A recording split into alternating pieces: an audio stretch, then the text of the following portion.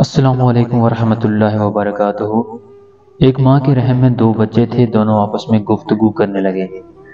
ایک نے دوسرے سے پوچھا، کیا تم اس زچگی کی زندگی کے بعد بھی کسی زندگی پر یقین رکھتے ہو؟ دوسرے نے کہا، یقیناً زچگی کے بعد بھی کوئی نہ کوئی زندگی تو ہوگی۔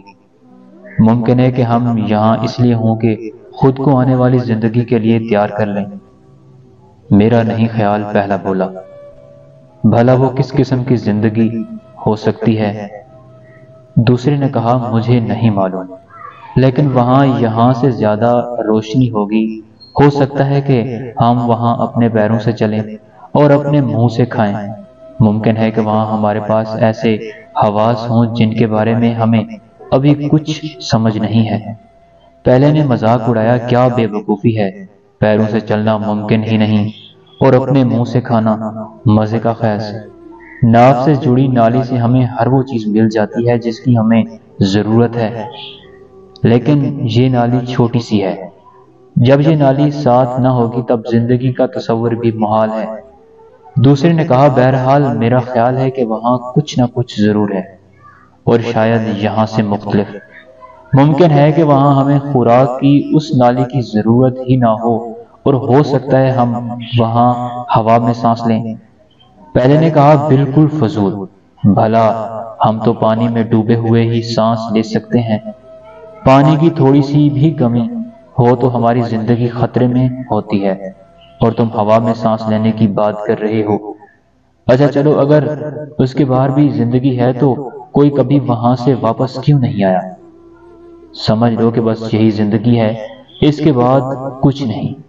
دوسرا بولا، خیر میں یہ سب نہیں جانتا، لیکن مجھے یقین ہے کہ یہاں کی زندگی ختم ہونے کے بعد ہماری ملاقات ہماری ماں سے ہوگی اور وہی ہماری دیکھ بھال کرے گی۔